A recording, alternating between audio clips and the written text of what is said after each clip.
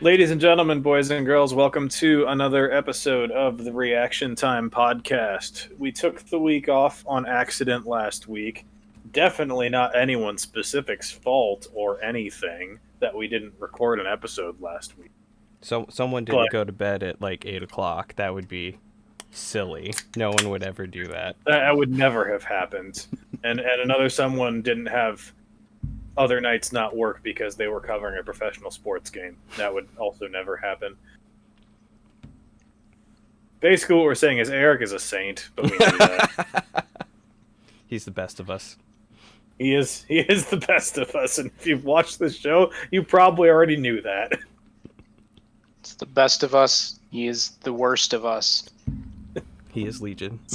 So we are here. We're in full maximum off-season mode. We've talked through Europe. We've talked through North America. We've talked a little bit about China and Korea, and our focus this episode is going to be to talk about some general thoughts about the second-tier scenes around the world. I know we spent a lot of time last episode talking about the players that ascended from the EU Masters tournament and the teams playing in the European regional leagues. And so we're gonna kind of use that as a jumping off points to sound off about how we feel about how in the minor leagues, if you will, not the wild card regions, but the minor leagues in the big four regions, I guess. So, Eric, you wanted to start off with kind of a conversation point about what you think the value of EU Masters is as a whole to the region. So why don't you just get on your horse and get to it? Well, one of the big things about EU Masters that's so great is that because it's a tournament that you qualify into from doing well in another whole like regional league, it makes it so that it's actually a marvelous chance to like really look at top tier prospective talent and not have to wade through some of these lower quality games in order to like see diamonds in the rough. And because of that, like when you get to like the top or the knockout stage of EU Masters, these are really quality players who have been inside of professional systems in some way, shape, or form already for potentially years, who then like are the next talent to really emerge on the LEC. And having that outlet for even scouting purposes where you can like see these players play sometimes against like former LEC talent or against like other real competitive player base is something that in North America is really hard to actually get a good feel for, especially with like the size of the scene. So in NA, if you wanted to look at like a minor league of League of Legends, there were only really like I would really only say that like Academy is like the single tier down from LCS, and the Academy only has the 10 teams, and while like that can be informative and it's nice to see these players play, that's only gonna be that 50 players that you can really experience inside of that circuit. Whereas when you get to EU Masters and there's multiple groups of 4 teams a pop that all get to play, and then you see them rise to the top, and they're each emerging from these leagues of teams, it's actually a much better talent funnel to actually see these players perform before 2020 on stage in a competitive environment and see them actually have this experience. And so I definitely think that like EU Masters is a blast, even potentially not for like the player talent to get to see, but also for the casting talent and the desk talent, where it's the people who work that show are actually like incredible. And so getting to see these other people cover and then provide commentary too has been like a real treat. Yeah, I would like to step in and say that watching EU Masters, and it's been going on for a while now, is 5 years? Is that correct? Might even been longer. It's like been known as EU Masters for the past few, like 3 or 4, and then like before that it was like EU Challenger is like Yeah. was like kind of what they called it. But like the Masters version of it is definitely superior and has been phenomenal. Yeah, it's been a great production value, and I think the tournament kind of setup it benefits it as a viewing experience, but also like this is a better funded project because it's not like another league or a minor league or a set of series. Like it's a good experience overall from a viewing perspective, on top of just being a great talent funnel. And I like to some extent I get the points made about it being a better talent funnel just because it has such a wider pool of teams to pull from. And it to push back a little bit on NA, the collegiate scene functionally exists as NA's third tier, but there's no interaction between academy and collegiate, and there's really no interaction between academy and the LCS teams. Where like another place that this could go is the off-season tournaments in China and Korea, the Demacia Cup and the Kespa Cup feature often B rosters of the teams in the higher leagues with teams from Challenger, teams from the LDL, and I know in the Kespa Cup specifically, there have been teams from the Korean collegiate scene that is like the tier below that. So EU Masters kind of looks like that because it does pull from all these regional leagues and brings them together for a tournament style format. But at the same time, it doesn't give these teams a shot at playing against the LEC teams, for example. So the potential for ascension is very clearly there. We just talked last week, 2 weeks ago, about how many players were taken out of this tournament and put directly into LEC rosters for the upcoming split. That is very, very clear. But there's no basically across the main four reasons. There's no perfect way to do this for me. Right. And so, like, to kind of even take us, like, we talked about the players who made it into LEC this year from Rogue predominantly, but also from Mouse and also from the academy or the regional league teams from the LEC rosters. But like to even take some steps back in time and like review the teams and the players that have like performed well in EU Masters over in history. So last year in 2019, the team that won one of the splits of EU Masters was Misfits Prime, and that Misfits Prime roster had DOS, Dan, Neon, and Hiva on it, all of which who actually had stage time in LEC that year. As the Misfits expensive roster fell to pieces, they brought up almost that entire roster from the regional league to play, and Dan is now playing or has been playing starting in LEC. Like the other team that did well in that tournament was SK Prime, and like some of the players on that roster were Genax, who is now starting top lane for them for some reason in LEC, and they had DOS had played for that roster and part of the split. Sakura and Werlib were on that roster, and so it's like these are players who have played in LEC and have like gotten opportunities because of their performance here, and you see them transition within a year, like quick turnaround time of when these players show up in this tournament, like at the finish mark and then transition, and that's really neat because it's more immediacy than like what we're used to seeing in LCS, where like in order for a player to make it even to academy, they come through collegiate first or they go through the amateur circuit. And then when they go to academy, it could still even be even longer before they get to the LCS stage. And so to me, it's more impressed. A part of what makes it impressive is that like these players show up there and then they've like made it to the stage like quickly after success. So I think this might be a stretch, but I feel it's a better barometer of when a player is deemed ready for stage time. As far as competitive experience, and then what teams are willing to risk on giving them a chance. Going back to 2018 was the weird year of EU Masters when Origin needed to win this tournament in order to try and requalify for EULCS to then make it into LEC before franchising. And so that was the Forgiven Frog and Insect Jez's Expect roster.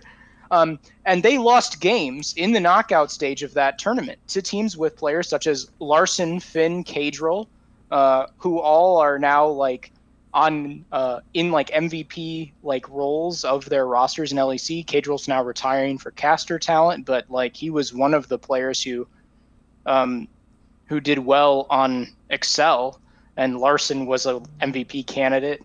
The other team that they played in that tournament had Woolite, Humanoid, and Kikis in the knockout stage. Woolite and Humanoid, like Woolite went on to like win again with Rogue this past year, and Humanoid was the star carry of Mad Lions, the only one who showed up to play in China. So it's like the players who like do well in this tournament have a really good success record, it appears, with then transitioning and being able to follow through. And I think that's really incredible compared with like the on average hit rate or like the time lapse for hit rates. If you look at LCS, as far as like path to pro, like how long does it take you to get from point A to point B and then actually play on stage? Yeah, like a good example of that being a Blazed Olive, who did Scouting Grounds, 2 years ago? And he's now just getting on... he's on Academy roster? No, he's the starting mid laner for Golden Guardians. Yes, so he's finally getting stage time just now. Yeah. And this would be, I think, full 3 years later. And and I'm almost seeing like Scouting Grounds is like a gatekeeping kind of scenario where there isn't that instant gratification on investment where you're seeing it with the EU Masters, where like you're picking a selection of people there and you put them on your stage, where Scouting Grounds is essentially, I guess, supposed to do the same thing, but when teams decide to invest in that pick, they kind of just sit in Academy hell for a little bit. This is the 1 year where that feels kind of flipped, where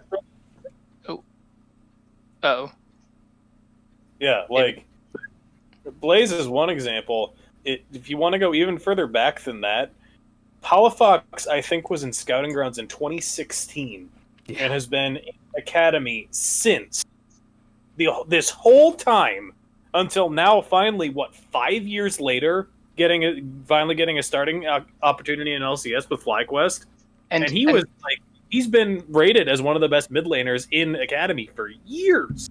Yeah, and just to call out his journey too, like in that Scouting Grounds where he showed up, he was like generally rated the 4th best mid laner of that Scouting Grounds, behind Linsanity or Insanity, and Cat, I think, Cat Evolved, and one other who I forget, and then he showed up better than all of the other mid laners in that tournament. Complete surprise. Was deemed like incredibly easy to coach, wonderful to work with, was wonderful on stage when it matters. And then he was in Academy for 4 years. And it's like there was no opportunity for anything to change. There is some good news here. I will correct myself. It was 2017 Scouting. 2017? 3 years in Academy is the pay rate it took after being one of the stars of that Scouting Grounds tournament, playing, by the way, on a roster that also included Vulcan and Blabber. Yeah, it was a good roster. Yeah, and C9 funnel. Yeah, and C9 was allowed to like either like start or acquire this talent too, right? Mm-hmm. Because like Palafox wasn't, I believe, even on their academy at the beginning. He got picked up by them after they traded Golden Glue. So it's been, he's been going through even orgs in the academy scene in this journey. There is good news though, as far as this goes. There's like been announced a change up in how the academy, collegiate, and amateur circuits in North America are going to be operating. to try and create these opportunities for games to play. I think it feels a bit more like a cheaper version of Kespa Cup or Demacia Cup more than like an EU Masters format, obviously, because there's not the same amount of talent base there. But like what it's designed to do is create these tier 1 and tier 2 tournaments for teams to be able to play each other and qualify to play the better teams. And so like the goal is to make it so that the academy teams are going to be put into tournaments with good collegiate teams or these good amateur teams, so that like there's more visibility of high quality League of Legends to scout these players besides just solo queue. And I think it's definitely needed, and it'll be interesting to see how it plays out. Well, obviously, like this is a growth opportunity, and we'll see how it plays. One of the other things that like is very visible with EU Masters especially, but you can also pick up in the Kespa Cup circuit or Demacia Cup circuit, is that these orgs that play in EU Masters have like incredibly long lifetimes.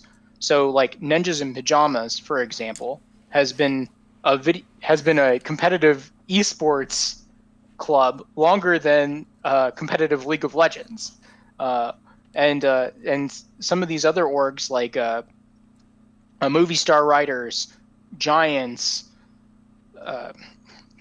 MYM's been around for a while. I don't remember if they're still like active in the scene. LDLC. These are orgs that have been around for a while and have longevity that then are playing in these ERL leagues. And so like when these players get experience playing on these teams, it's not the same risk that we've historically had in NA, where playing for an amateur team in NA is kind of a mess historically. Some of these newer amateur orgs seem to be better than the ones that we've seen before, but like a lot of the amateur teams in North America like suffer from like a couple of consistent problems. One of them is that the team has like, first off, no money, and second off, no power. The happening is that you see team, to some extent the money part is expected, but right. But what ends up happening is players jump between these amateur teams very, very quickly for like individual tournaments. So it's like, who do you want to play with going into this particular LAN event, or even not LAN event, but like online tournament? Who do you want to play with going into that? And so you'd see like the same player swap rosters 5 times in a year, and in order to play on these different teams.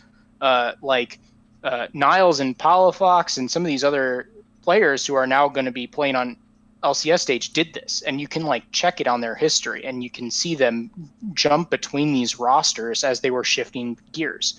Another weird thing with NA is like the role of the collegiate scene with the now emerging amateur circuit, where Maryville, like theoretically, if you're going to Maryville, you could play for the Maryville club for 4 years. And that would be 4 years of playing dedicated on that roster. That doesn't happen. What ends up happening is that the players who show up play for Maryville for like tournaments, or for the tournaments they're on that, like the top 5 roster or however that works. But then when they're not, they jump to one of the amateur teams. And then they play for this amateur team for a tournament or 2 tournaments. And then they swap back. Sometimes they even switch colleges that they're playing on the team for. And like this whole like that makes it very discombobulated in a lot of ways, because these players like I'm all for them getting tournament exposure and playing in these events to get more time, but on the flip side, it makes it very hard to follow them, and then it makes it very hard to like actually see them grow, because you're watching them swap from team to team to team, and it makes it very complicated. I'm also curious, like, are players like, where does age-wise, like, where does the amateur circuit fit with the collegiate circuit? Should we be expecting like it's really the same age, like they're all going to be 18 to 21, and that's like what we're going to see, is these players jumping between them as they like make starting team for a college or university or not? Or is one supposed to follow the other in a more logical order? because like how it stands right now, we're seeing players jump back and forth. So it's really hard to tell like what like the natural predecessor should be for a player making it onto an academy roster or making it, getting that like coveted immediate bump into LCS. Like Right. what would be their qualifier for that? And like to draw the analog to Korea, the LCK rosters typically have backup rosters and trainee rosters that have solo queue players and minor players, and often players that are below the age limit that are unable to play in the LCK, who as soon as they hit 16, go straight into the LCK. And that's like that. There's no, the support for that in NA is lacking in so many ways. Like, it'd be interesting to go back and look at the ages on LCS debut of players in NA, because you're not going to see somebody walk in on their 16th or 17th birthday and just be like, here I am, let's do it. Where, like, we saw for T1 this past year, Gumayushi, their ADC trainee, as soon as his birthday hits, he's playing an LCK game immediately and is likely to be their starting person. That just doesn't happen in NA. And it's the same kind of thing if you look across esports. We've seen in Counter-Strike of there will be players who are 16 and 17 and plenty good enough to play at the top pro level, but they haven't finished primary school yet. Like, they're not out of high school, so there's an unwillingness to prioritize that.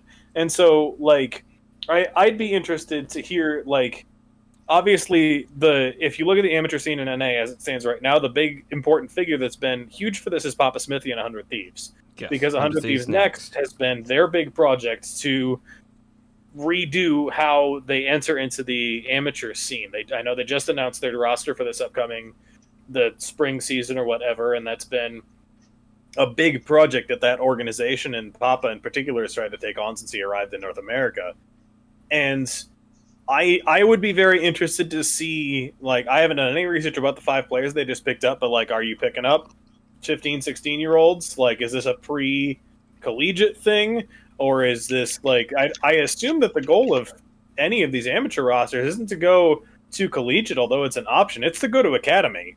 Yeah. Because even if it's a slow gateway, academy is the road. This is, I think, basically the first time ever this split, with all of its weirdness going in, that we've seen players jump straight from collegiate to the LCS. It hasn't been a thing that's happened basically ever.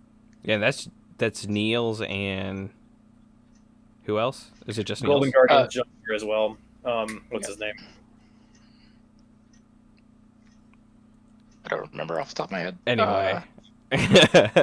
So checking out years. So I'm on December 9th and looking at their players who they picked up. And there's a Cozy from who's a North American resident, but he's from South Korea. And his birthday's in 2002, so 18. Yep. And then Gu, who's 2003, so 17. Young, who they don't have a date for. Instinct is born in 2004, so 16.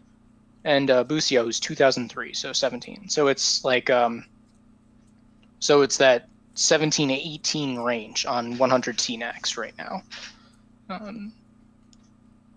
Which is like that younger group, but like it's still above the. I don't actually. Is it still 16 in NA, or did we up it to 18 for starting? I think it's got to be older here. It has to But like be. what ends up happening is like players will see chill in that scene until like around 21. And so like that's a part of what it feels like there's a delay there. And it could be that that's cool as long as like there's movement where you see players progress and then they have an opportunity to like really somehow prove themselves and then earn a spot. And we're seeing that like this year for like the first time in a while, really, where there's been a bigger shift here. partially due to money, but like it's really exciting to see it happening. I'm hoping it also like, you know, I hope it also dissuades some of this image that like we're a dying scene, because like when like people talk about like server size, that's like it sounds very frightening when you hear it talked about. Like, are people just not, are new players just not showing up, or do they not exist? And that's not actually necessarily true. It's just that just on average the size is smaller. There have been less players. Well, and this is kind of the value of creating a watchable entertainment source is like, I mean, how many people watch football? How many people watch hockey but have never touched a football or hockey stick? There is value in the sport. And so even if there's less just like general people playing, as long as we have talent funnels and as long as there is a broadcast and as long as it is profitable for people to watch it, there can be a very flourishing like professional scene. I think it should put some agency behind creating a pool of talent that you can put on camera and perform and draw eyes. This might be where I can entertain my delusions of like every high school should have a team and every school district should have their own like series of games and or tournaments or things like that, just like they do every other sport. Because like how many high school kids play on the football or soccer or baseball team, but they're not going for professional, they're just doing it for fun. But some of them do. That's a way to increase the players in your game that's playing League of Legends on the day-to-day, but also create some opportunity to get like 14, 15-year-olds ready for 100 Thieves Next, the collegiate scene, etc. It's just going to open up the door for a larger player base and save your game if it is indeed a dying scene. Well, and like the other piece of this is the guidance for Riot for underage players in North America, I feel, is a little bit unclear, because we can refer directly back to, do you guys remember the case of General Sniper about a month ago? Yeah, where he got picked up and then dropped. Yeah, General Sniper, if you don't know, is Viper's younger brother, top laner Viper, formerly of FlyQuest, and that, who just turned 14. Yeah, he was 13 at the time. It has, I think, multiple accounts in NA Challenger. I think won a tournament earlier this year playing top lane. And C9 had signed him as a streamer. So like there was an attempt to build a relationship there, but then I think within like a day the contract was invalidated because you can't sign a 14-year-old to a contract with the money. Esports org. So then that's fine. Like I understand every like the ramifications of that are problematic for a number of reasons. Yes. But how do you support, how does the esports scene support like early level teenagers who are too young to play in an LCS but still are at or near the skill level able to play the game? Because that's how you build your future. Yep. And what does he do? Like, how does he nurture? Like, has he peaked and he just has to like grind solo queue until he's 16? Like, what is he going to be doing to invest in this possible future for him? What are you going to tell his parents? Like, I obviously they see the results with his brother, so I don't think that's like effective way to look at it. But other, like, if you're 13, 14 and you're peaking in the top 10 slots in solo queue ladder, what do you do to then set yourself up for success to take this on as a career path and showcase that you can take it on as a career path? What are the opportunities there to open that door? And the irony is the answer that is almost impossible for basically anyone is move to Korea. Jeez. Unironically, that's like, so rough. If you move to Korea and do that in Korean solo queue, you'll get picked up by a Korean team.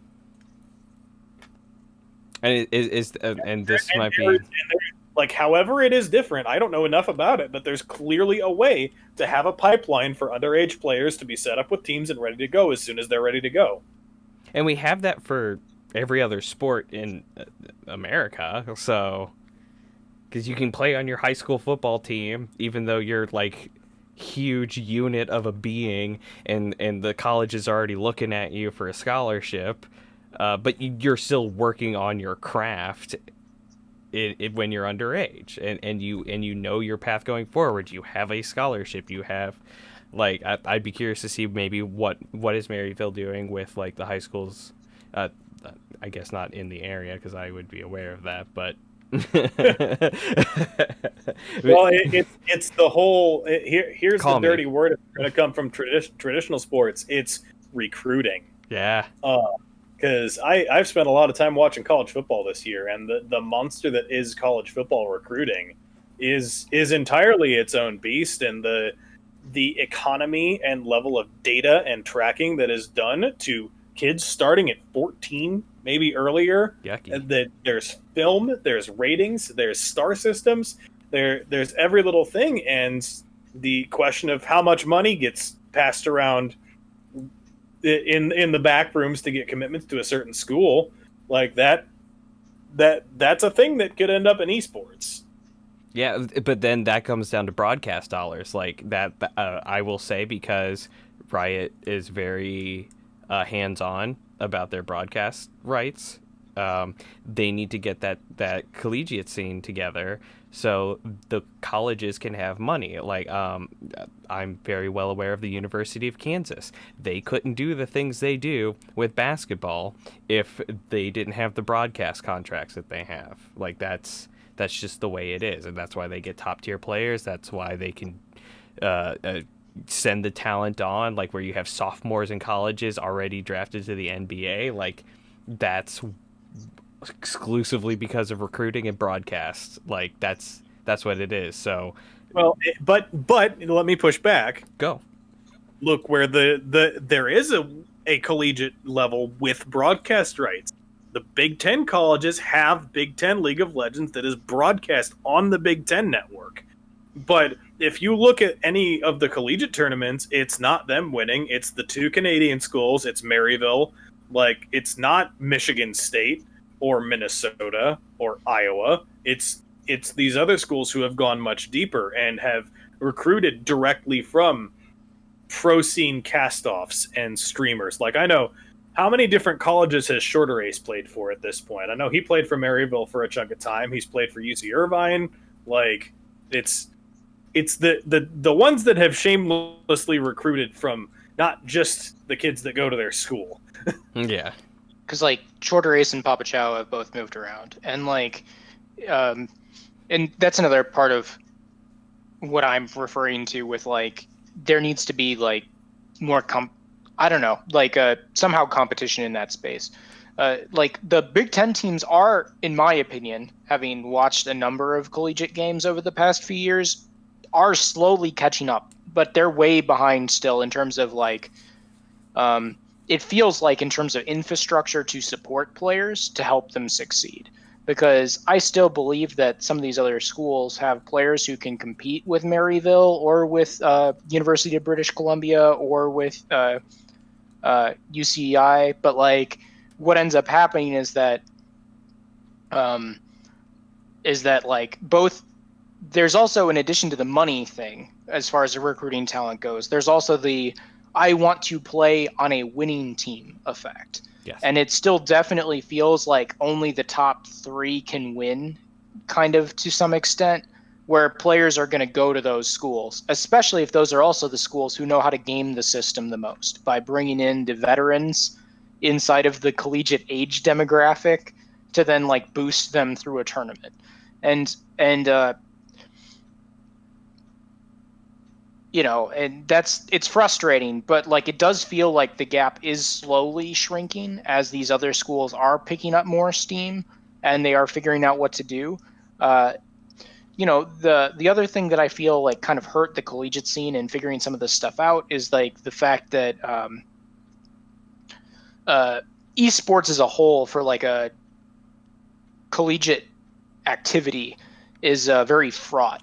Like the fact that Fortnite and then Apex were kind of like the two follow-ups to League of Legends that like emerged, that then, or to Overwatch, I guess I should say, that And kind of Rocket League. emerged, that then people were wondering about, like, should we invest in this? Should we like have a Fortnite coach for our college? And the answer is hell no.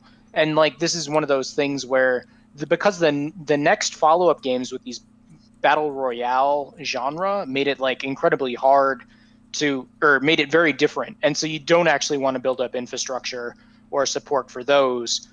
It's actually terrible for building a talent pipeline. So because of that, like colleges could have invested poorly or wrong very easily into trying to understand what was happening. And also maybe bailed out too soon, because it's like, oh, see, the next video game come out, all the little kids are going to be playing the Fortnites on their Nintendo Switch. So, which, you know, did happen, but Yeah, it doesn't. League is still there. Yeah. While we're on this train of thought, one of the things we haven't talked much about is the NA Academy rosters that we know for this upcoming year. We know 8 out of the 10 already, I think, confirmed. I've seen a bunch of them come out this week. And long has the narrative about NA Academy been that it's you just keep playing your old LCS veteran players there, and they gatekeep the way out of other new players getting into the academy scene and therefore getting their shots at the LCS. And this split, in some ways, it might be better, and in some ways, it might be much, much worse, depending on your goals. So, having looked through these rosters, if I'm remembering correctly, and I might not be, I see 8 players who have formerly played in the LCS at the highest level. You have Ryoma from last year, Darshan from years past, Wiggly, and Kumo, and Keith and Joey, and Haunser, and Cody's son. And Lurlo and Acadian are still kind of unknowns. But will probably likely. But you also have 13 already players that played in the OPL in years past, some of whom have been in Academy longer, like King, but many others who have just come over for the first time. Isles, Triple, Tally, Harry, Ayla, Babip, all OPL players from this last split. And Top and Tapoon as well, who I forgot because he has a Korean flag, but he was, in fact, on Legacy's roster. But they're not new players. They're new to NA, but these are in Tally's case, Tally's been playing competitively since 2014. This is not like you're getting an influx of young talent. You're getting an influx of professional talent. And in addition to the fact, Pretty and Dreams, 2 other additions to IMT and FlyQuest respectively. Dreams played in the LEC last split. Pretty has been, I think he's played a little bit in the LEC and I know played in the EU Masters tournament before as well. So it's not even old NA talent in taking up NA Academy at this point. It's old Oceania talent. Yeah. One of the good things that I'm looking forward to with this, though, is I think this is one of the best years for Inero's in-house tournaments, as far as like the total talent pool of players who are exposed to this and who can play in these events, and then who can build a quality scrimmage environment. Because like that's always been one of the complaints about NA circuit for the highest level of competition, is that solo queue sucks for building game experience for playing on stage, because the game is completely different. NA one tricks are not equal to Korean or Chinese one tricks, and then you see that there's the game trading is a thing, and there's all these other problems that exist in that space. Whereas now, though, with the in-houses, and then also just with the sheer bulk of the amount of these players who are involved either on like LCS or these academy rosters, either native or from the OPL, and the hungry players like a tier down, like there's enough players now at this highest level who should be able to have a fairly solid scrim block going, if that's like an approach for how to have quality practice environments for really helping these teams actually learn how to play the game.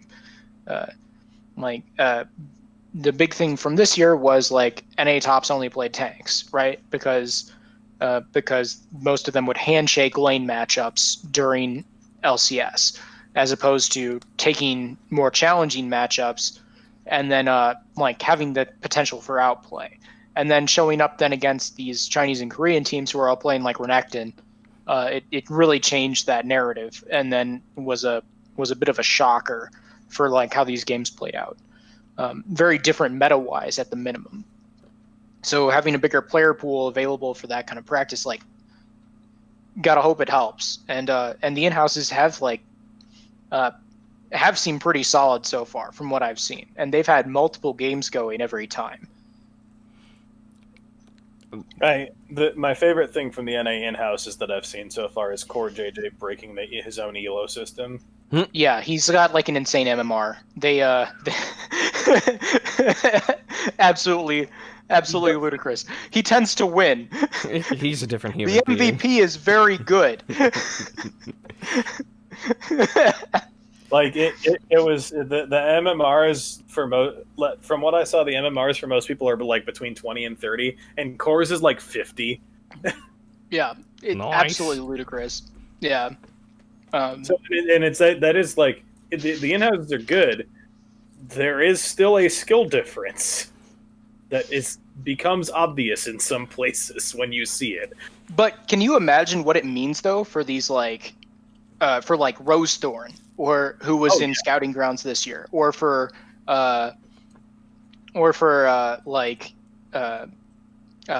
Tenacity or Revenge, or these other young players who are getting to like enter into these scrim blocks with these LCS veterans, and like getting to play on a team with like either with like not only like quality playmakers like Core, but like quality game knowledge, where they're getting to play with Huhi, with Core JJ, with Damonte, with Dardoch, with these players who have stage experience and are vocal and actually will like, you know, be like, all right, well, we're going to do this. We're going to do this. Cooldowns, like pay attention to macro, dragon spawning in a minute 40. So back, get wards, take over vision, or they say things like, oh, well, we're down on cooldown, so we shouldn't fight. Let's pressure other places on the map. And like getting that experience of like being in game with these players, and then multiple ones of them too. So they get to actually experience multiple people's mindsets and perspectives about how to approach this in the game is like huge. And that wasn't a thing that you could really get before these in-houses with these LCS veterans until you got to Academy.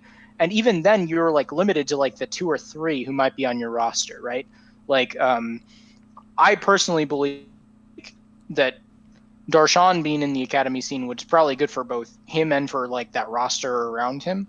But like, not every player who gets sent down there does that. Like, Huni's time in Academy for EG was like reviled, as he was like just hard inting the entire time because he didn't give a shit. And so it's like, how are you know, so it's the difference between these players is pretty large as far as like what they're bringing to the table.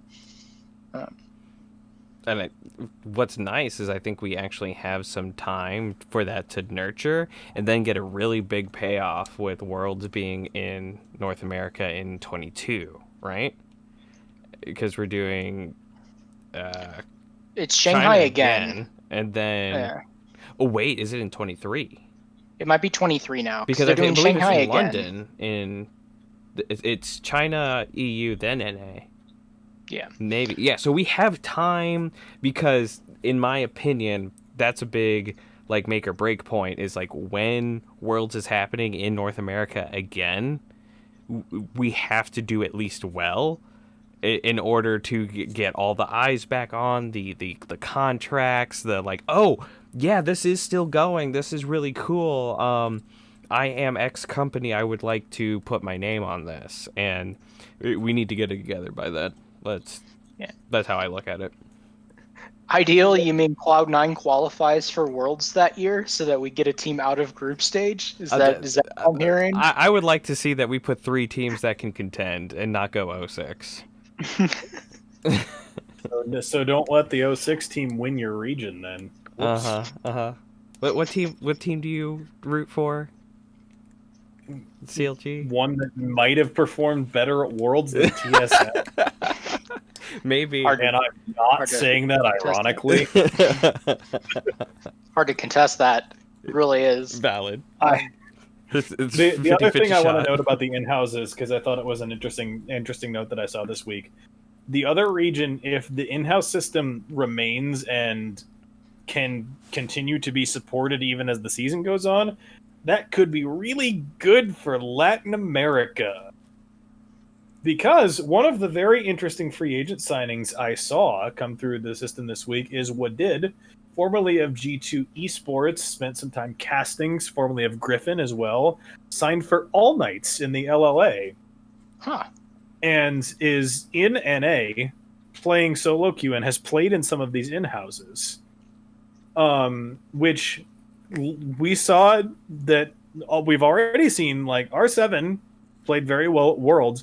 All Knights was better in the regular season than R7 was. If those teams can also get into this scrim environment, that can be another building block for one of the other regions that hasn't gotten as much love historically. And with higher visibility anyway, because of Jose Dioto, like perfect timing. Yep. So that was an interesting thing. Seeing Wadid both sign for that and then be participating in NA in-houses, it's like putting these two things together is really could create an interesting dynamic in addition to everything else.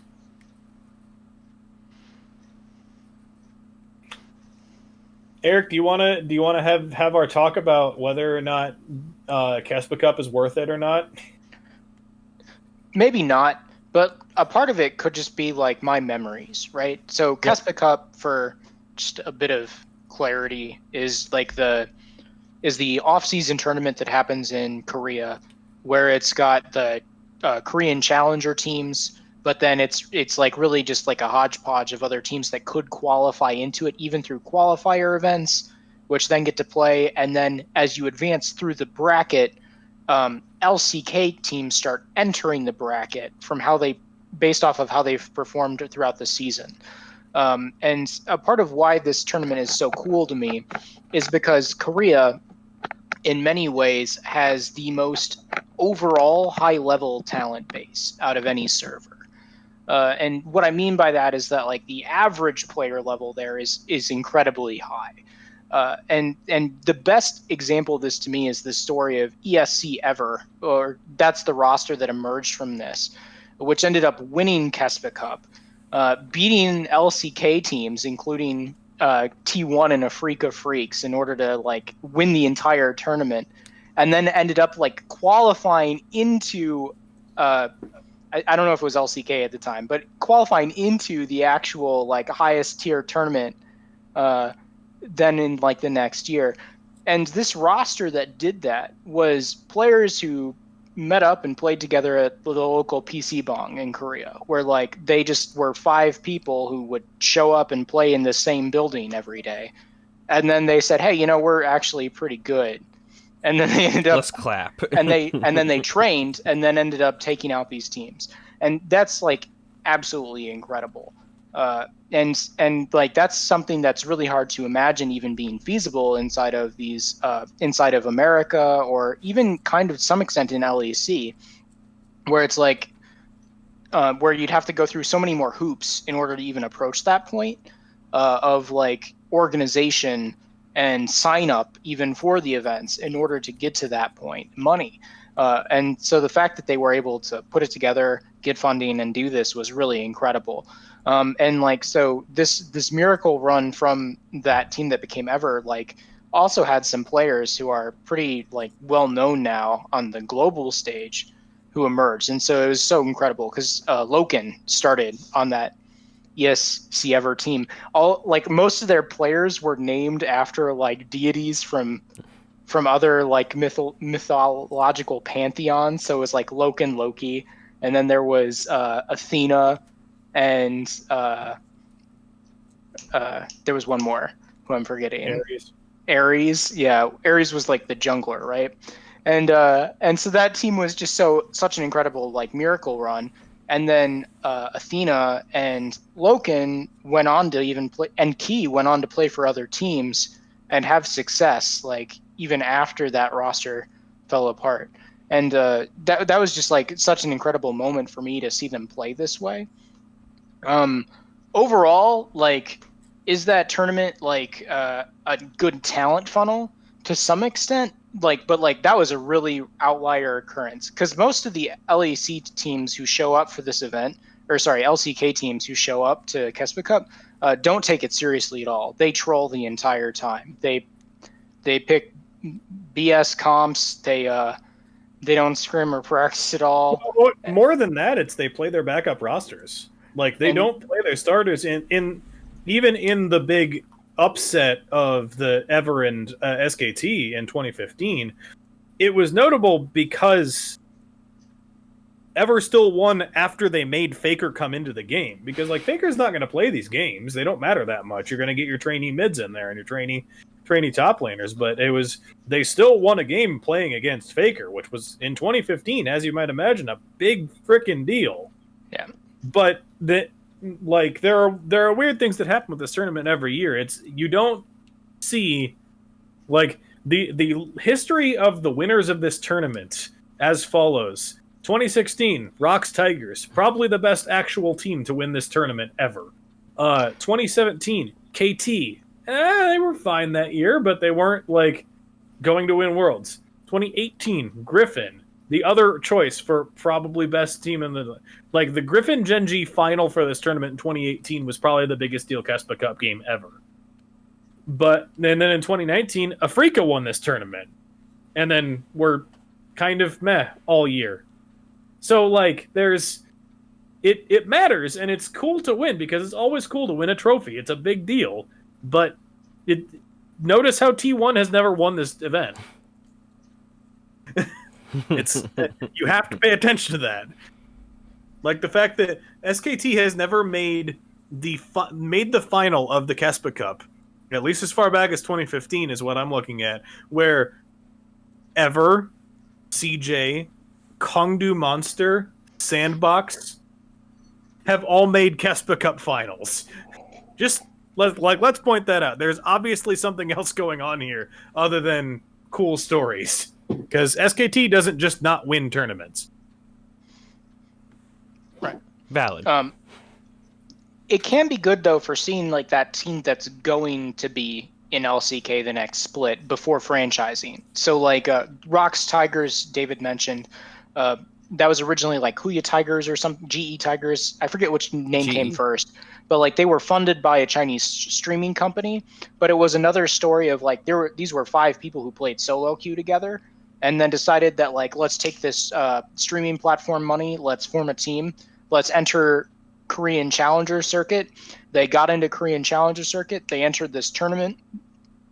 They like really performed well in Kespa Cup. They qualified into LCK. Like it was, and like boom, boom, boom. And like Griffin also followed a similar path where they managed to make it into the Challenger Circuit. They dominated the Challenger Circuit. They show up to Kespa Cup, and so this was like seeing them unleashed then going into LCK before they had their like really strong year.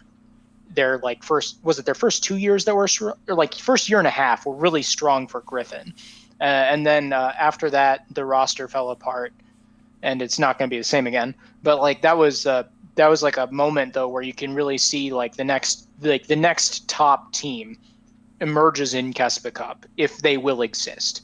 So if you're looking for like a team in Kespa, that's like the possibility, but it's rare. It's not going to be like like EU Masters where you see this top roster like dissolved every split almost as these players get shuffled up.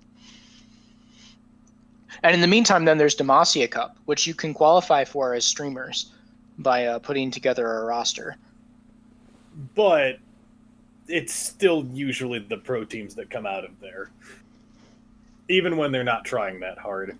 Partially because there's just so many of them in China. Because when your top league compared to 10 in the LCK, 10 in the LCS, 10 in the LEC, when your top league has 17 teams. Wait, they added another one? Uh-huh. Oh, it is statistically likely that the pro teams are going to get to the final of your tournament. And they're all good, too. That's the other thing. And they're all good. They're all good. Like, this split with LPL going into Worlds, I think all of the top 6 teams in LPL were better than every team in NA. And so, like, it could have been any of the top 6 teams that dumpstered TSM in that group perfectly fine. And TSM with their performance more than that. But, like top 6 were incredible. Like, you know, they sent 4. The next 2 teams that they didn't send were FPX and IG, like the past 2 world champions. And like these are rosters that are arguably better than the ones that they had previously sent to Worlds. Like, they didn't get worse necessarily. These are still strong rosters. It's just the Shy was inting for like the second half of the year. And so IG couldn't win. And FPX is not suited at the meta at all with like their play style. And I think they have like some internal drama shit. But like the fact that those like prior world champions who still look solid, they have not like had like roster upheaval or major problems. Like, these 2 teams are still very solid, and they were the ones who didn't qualify for Worlds. And then underneath them, like Vici was still like middle of the pack in like the LPL landscape, but still looks really strong. And then at the bottom of the table, and V5, like, don't get me started on V5, but like at the bottom of the table in LPL, like these bottom tier teams are the ones who are bringing in new talent. And it's like all-star quality new talent. Like, all of them are hits. They bring in these players, you see them pop off. It's just that the team as a whole sucks. And so then you like watch them lose these games, but they fight every opportunity. They try and make plays. Some of them have like the number 1 rated jungler and like solo queue. And so how do you contest with this? So it's like LPL is very deep and has a lot of very, very strong players. It would be also like with LPL, kind of like what we talked about with LCK. These orgs have talent pools where they've actually like funded these 2nd tier rosters or 3rd tier rosters and are scouting players much younger. And because of that, they have these funnels built up for trying to get them to the starting roster for their major team. And when teams like don't show up well in the second half of LPL, they start trying out new talent really quickly, comparatively, because it's a lot harder to come back and make playoffs in a 16-team league than it is in a 10-team league, especially when you're on one of these teams. It's like 1 in 13 at some point. Like, at that point, you're done. It's time to like really start looking at like bringing in new talent and figuring out how you can grow for the next season. Well, and the Demacia Cup in particular too has gotten a lot worse over the years at actually involving the smaller teams, shall we say. So I've been going back to look through the previous years as we've been talking. So for comparison's sake, in 2015, the participants in the tournament were the 12 teams in LPL and the 16 teams in LSPL. So it was a 28-team tournament just from the top 2 tiers of Chinese League of Legends. And notably in the Spring Demacia Cup that year, the team that got 3rd place in that tournament was an LSPL team, a little team called Xiaogu Reapers. who you may remember, who made LPL that summer, and their mid laner Duanbi is kind of a big deal these days. They also had who was it was the old Samsung Blue jungler too, right? Wasn't it? Ambition? No, not it. Samsung Blue. So before Ambition was on Samsung, it was because there's the whole drama with the Winby and this jungler who was incredible. It's not Spirit. It was I'm going to look. Fact check. We need a fact check. Swift. Swift, yeah, Swift, who's a bit of a dick, and so like they like, but like was incredible. So like Swift and Doonby were like absolute monsters, and that team like was really good. So it's but they had to qualify their way in. And on the flip side, the participants for Demacia Cup this year, which starts in what date is today? Next. So it starts 2 weeks from Monday, last Monday, on the 21st. But it features the 17 LPL teams, the top 3 teams from the LDL, so not even anywhere near all the LDL teams, and 4 amateur teams that are pulled from various tournaments. So there's more of a chance for amateur teams than there was in the days where it was just the LPL and LSPL, but you also have 17 LPL teams. Yep. A couple players on those teams might. I'm might rooting show for up. OMG in this tournament. Yeah. Just gonna call it now, OMG. Not rooting for V5, the coward's move. Oh no, I'm cheering for the team that has Eric. Yeah, it's very important. It's a personal issue at this point. Yeah, and Demacia, it's about the next professional League of Legends that will happen. It does start on the 21st, and it plays out pretty quick. It goes across Christmas because Christmas matters less in China. It's always a good time to watch, even though you might not see the biggest name players play. I mean,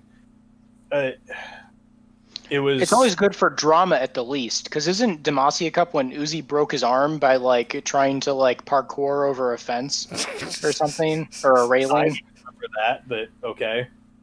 Oh, you don't remember that? Oh, that was hilarious. but it's also like the cautionary tale, right? So this happened last year's Demacia Cup happens right after FPX won Worlds, right? Big freaking deal. FPX won Worlds. They're pretty good. FPX in, let's see, where did they end up? I have to find them. Oh no. They got stomped, if I remember correctly. Oh, wow. They went 2-2 in their group stage, losing in their group stage to Vici Gaming and Team WE, and did not progress beyond groups. The current world champions. So weird stuff happens. The favorites don't usually win. Sounds like a good time. I'm in. The winner of the tournament, by the way, didn't even get talked about as one of Eric's top 6 teams in China because Royal won this tournament last year.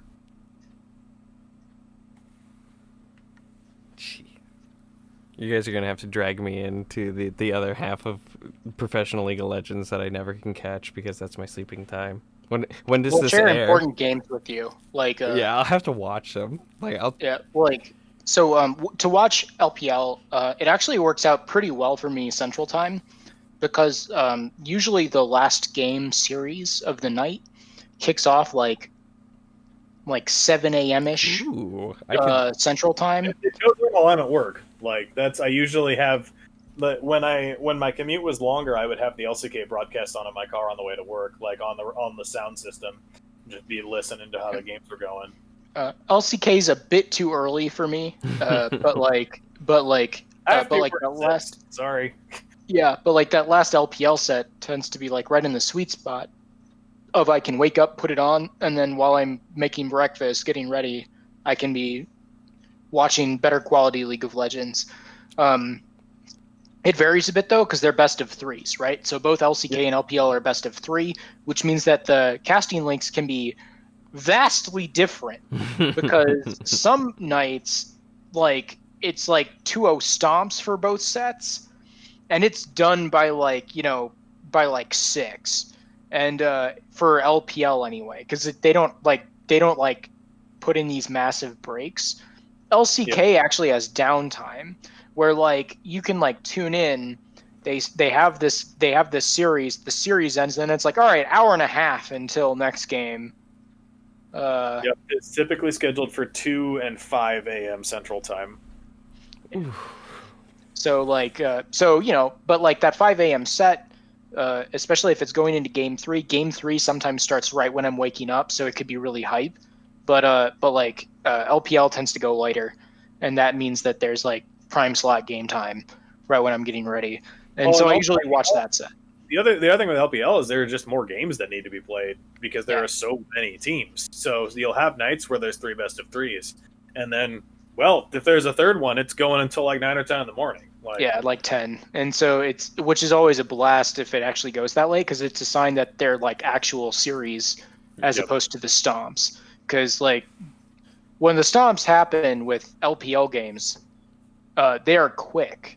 They don't like they watching don't top. take long. If you like watching top esports beat the absolute crap out of another team for 40 minutes, go for it. It's a quick watch, and they're great and showy and have great mechanics. It might not be the most interesting match in the world.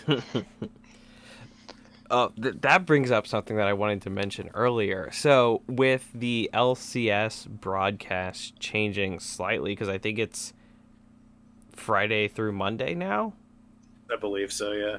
So, is that kind of like testing the waters to maybe finally get the best of threes with only 10 teams? No, dang. They're not going to best of three. They've announced it They like won't do several it. times. No, not for this season. I'm saying like it. So Overall, they're I not feel going like to. NA has to justify its costs more than They anyone else. like it was so bad last time for the viewership numbers. They won't do it unless there's Uh, something it's to it. And it's viewership numbers, and it's also the fact that like it's really hard for like a for like a for like a big broadcast team, because like when you have a big broadcast team, you have to like schedule these time slots. So we just talked about like the hour and a half break in LCK. They're not going to do that in NA.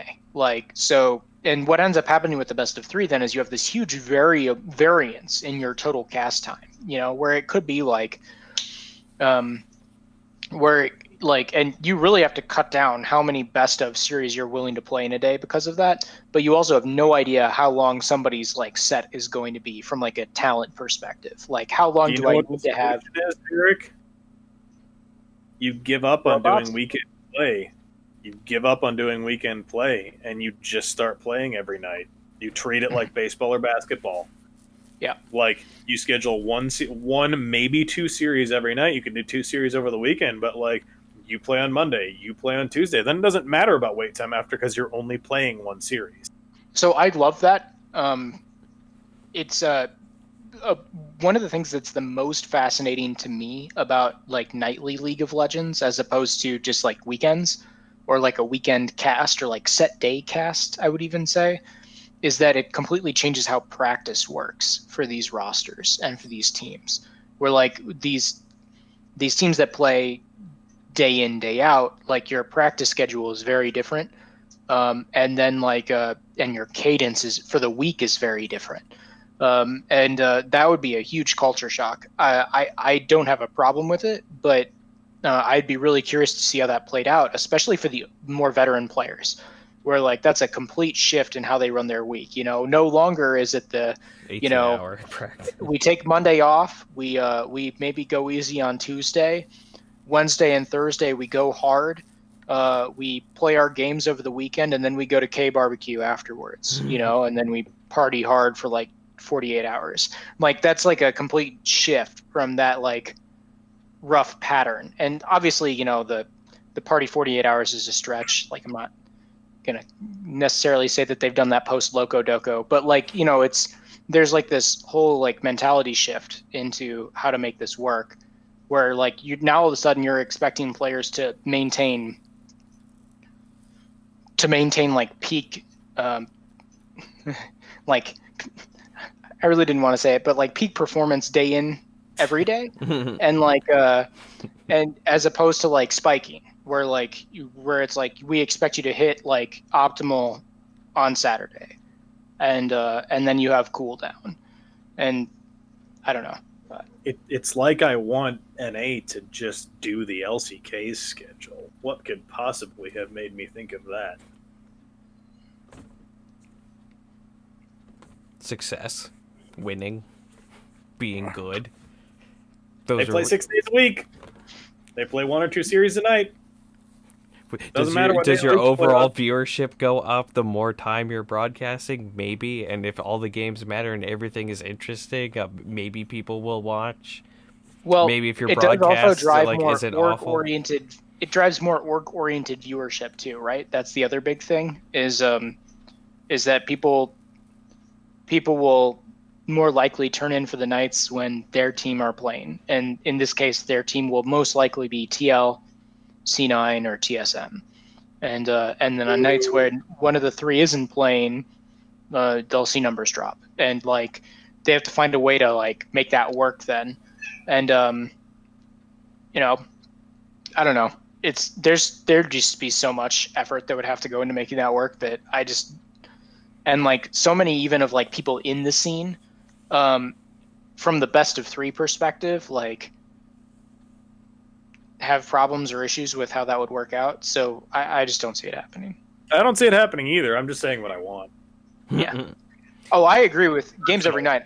From a baseball background, I want games every night. Like I watch basketball every night, no matter if my team's playing or not. I have a game on.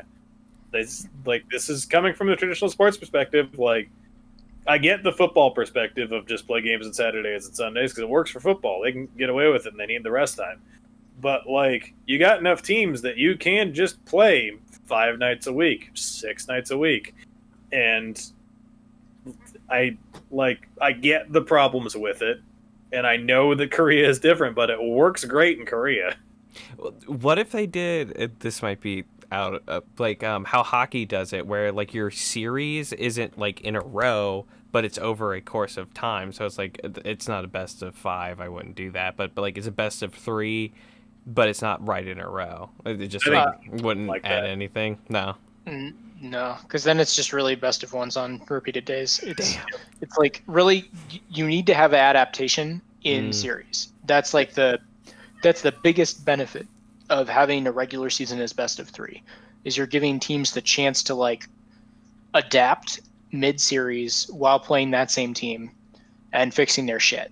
Because like that's one of the big gains from that format. The other big gain of the playing every day thing, and now my cat's going to start yelling.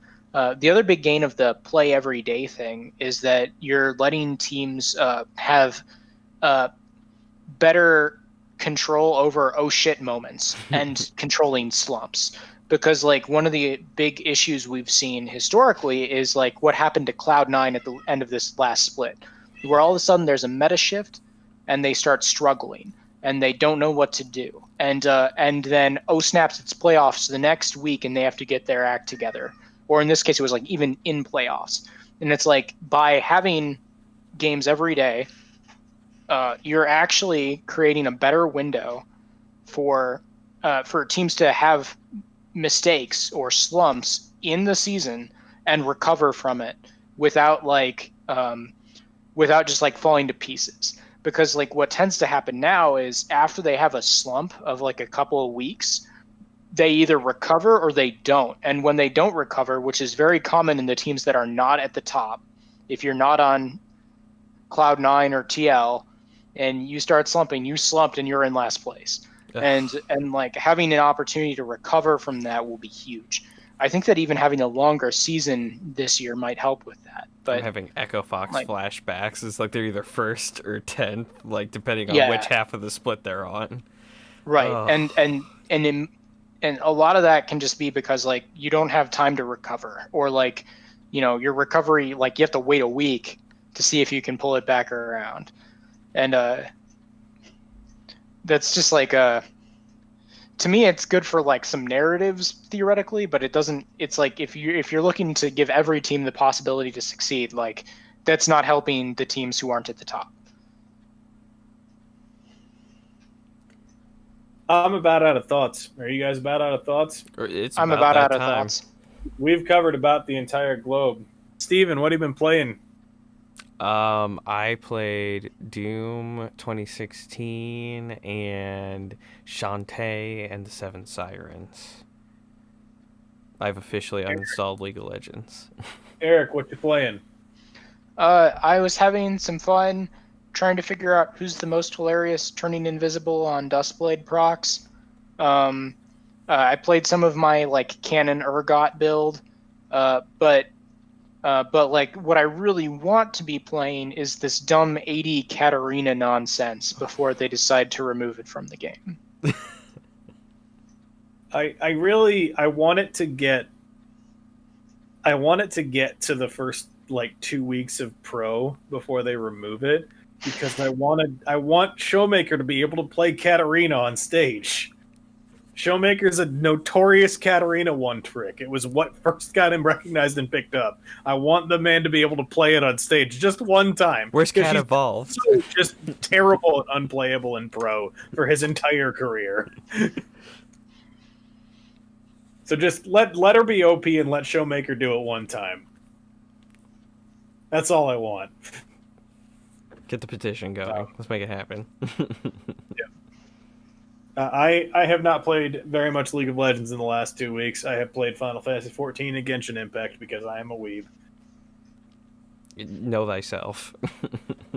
I look, man. I'm 30 years old. I have no regrets at this point. I'm 30 years old. I'm married. I have a kid on the way. I own my own. It's weebing time. Games. Let's rock. What do I have to regret? Yes.